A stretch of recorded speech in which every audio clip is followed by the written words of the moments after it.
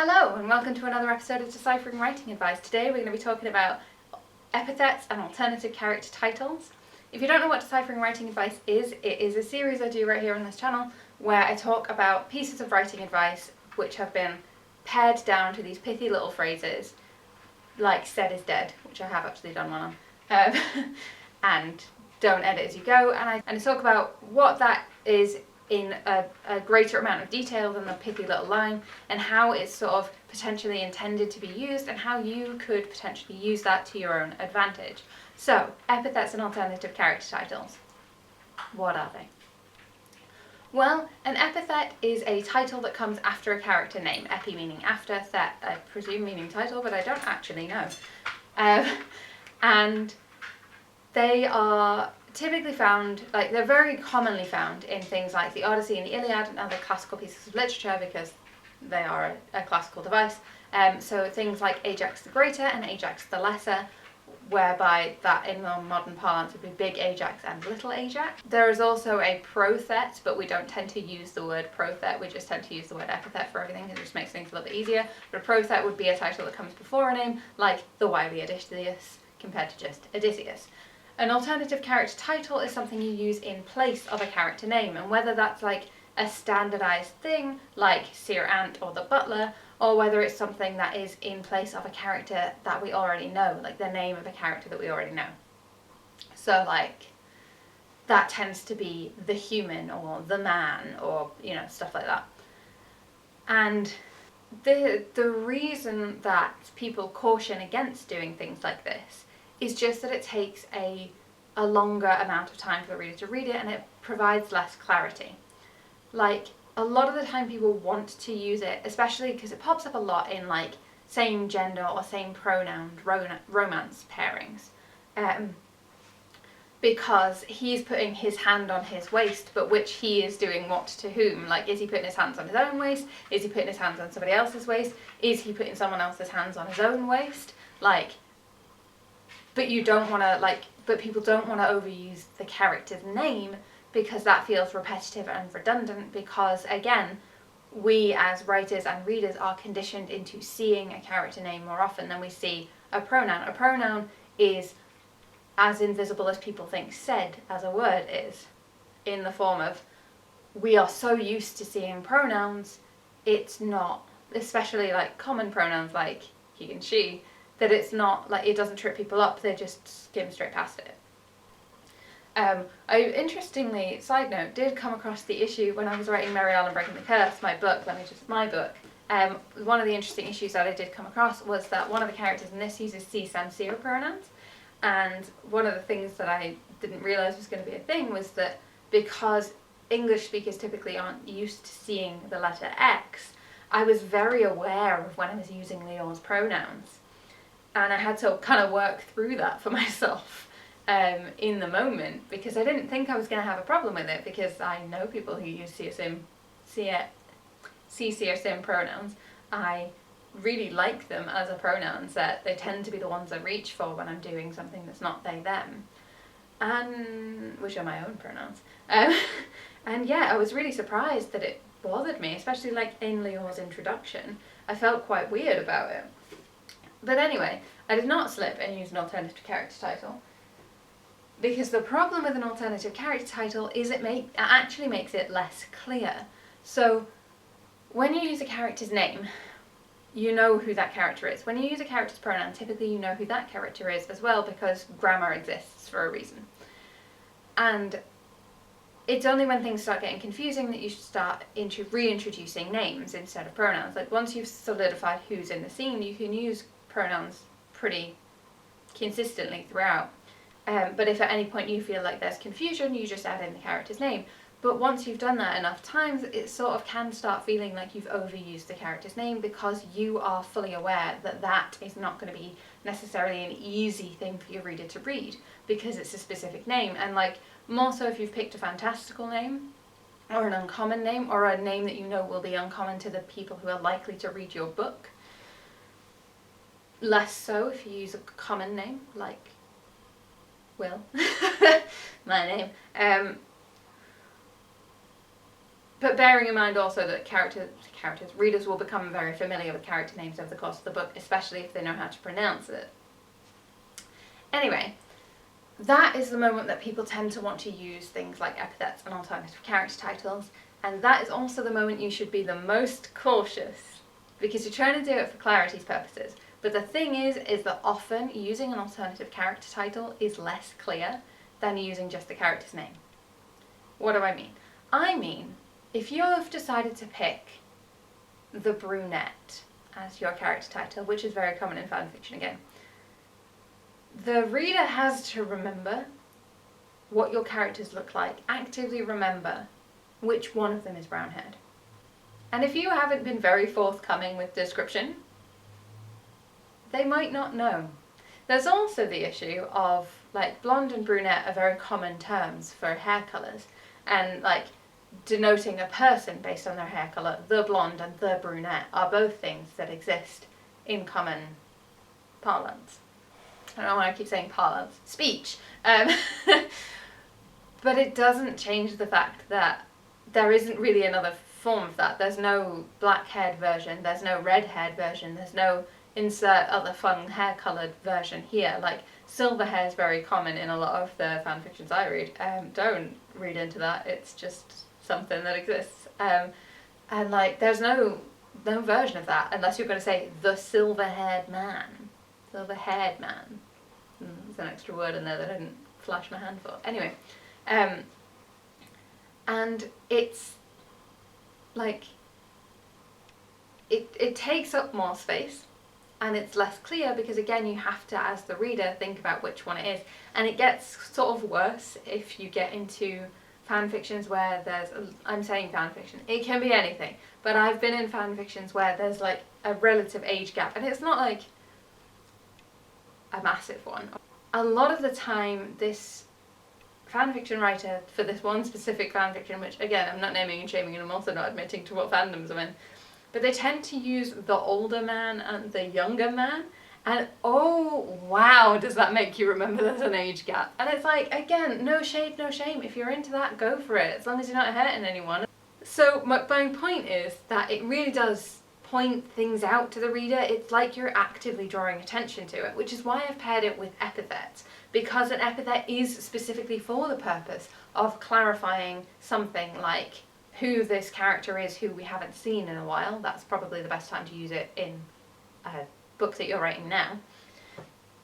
So like, we haven't seen this character since the last book. We haven't seen this character since 3 chapters ago. It's okay to add an epithet or a prophet in that situation where they're like, the such a body, the blah blah blah, like Porthos, the noisy dog, or like the sophisticate Ayla. Just naming my pets at this point.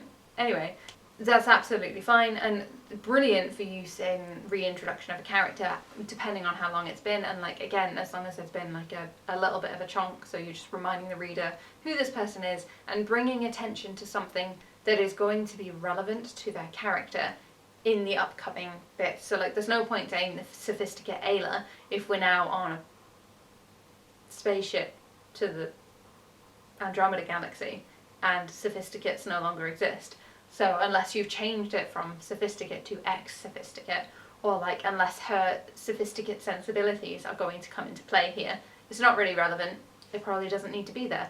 And that's sort of how this works. Unless it's a relevant thing that you're actively intending to draw attention to, it's probably better to just use the character's name. The second part of this, of course, is that you can use grammar and punctuation to your advantage, and believe me, I did not, in my wildest dreams, ever expect that I, Will Soulsby McCreth, dyslexic, would ever be telling you that grammar and punctuation can be used to your advantage. I always thought it was like a nemesis that I had to spar with, but as it turns out, in the English language, there's such a thing as a subject, a verb, and an object. That's the sentence order, apparently. I don't really understand what these words mean, but basically, in the form of, if you're writing a romance scene between 2 characters who share the same set of pronouns, we're going to use he, him again. He puts his hands on his waist. all you have to do is make one of them the doer of the sentence and one of them the recipient of the doer's actions. That sounds weird, but hear me out. We're going to call them Jensen and Joe. Jensen put Joe's hands on his waist. What does that sound like? It sounds like Jensen is taking Joe's hands and putting them on his own waist. Jensen put his hands on Joe's waist. Jensen's taking his own hands, putting them on Joe's waist. And of course, if you did he put Jensen's hands on Joe's waist, there'd be three of them. There'd be the he who's doing the thing to Jensen and Joe, in case you're into triads. The thing with that, that's just one sentence. But from there, for the rest of that paragraph, if you're treating it, you can treat it a lot like speech, which is what I tend to do in my sparring scenes, which is comparable.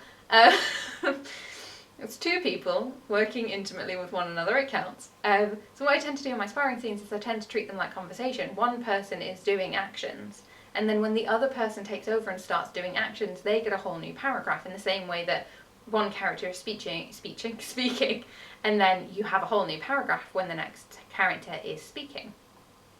That's the standard grammar rule. If you're not doing that, you definitely need to work on your grammar a bit more. So in this case, Joe put his hands on Jensen's waist. Oh, we've swapped. Anyway, Joe put his hands on Jensen's waist, and then he pulled him close. He pressed his face into, and again, I would put in the character's name here for clarity. He pressed his face into, I can't remember which one of them's doing the thing. Joe's neck? Yeah, Jensen put his hands on Joe's waist. He pulled him close. He buried his face in Joe's neck. Paragraph. Joe smelled the top of his head.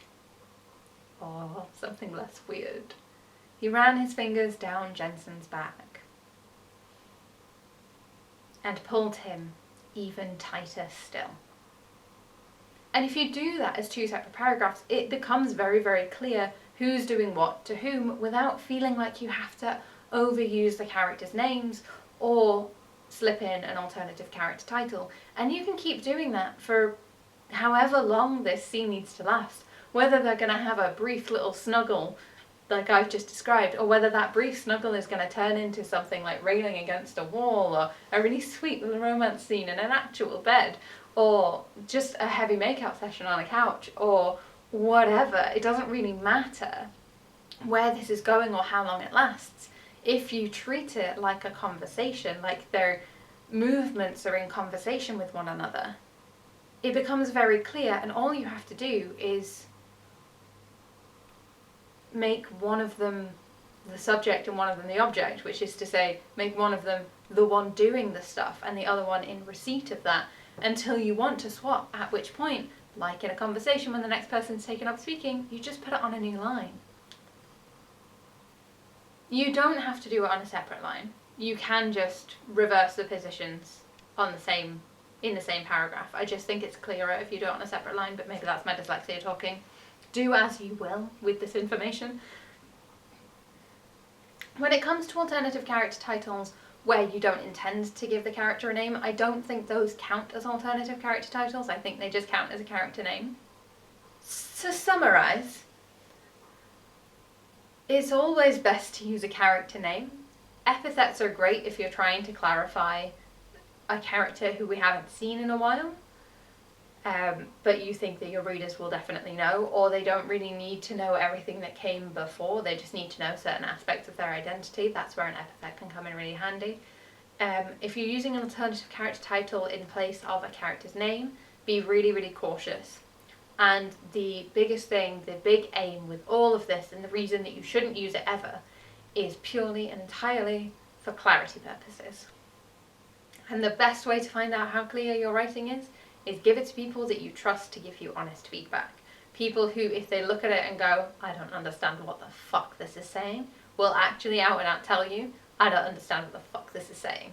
If they don't like a character title and you trust them, you can do things like think about whether that really needs to be a character title at all. Think about whether it needs to be there. Think about whether you'd be better off using a character's name. Think about whether you'd be better off trying to wrangle grammar and punctuation a little bit more to make it clearer instead.